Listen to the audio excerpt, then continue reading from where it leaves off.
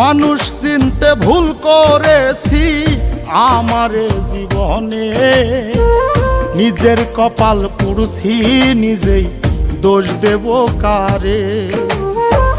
তাই তো নিজেই জ্বলছি হাইরে কাউরে বলি না, স্বার্থ ছাড়া একটা মানুষ খুঁজা পাইলাম না।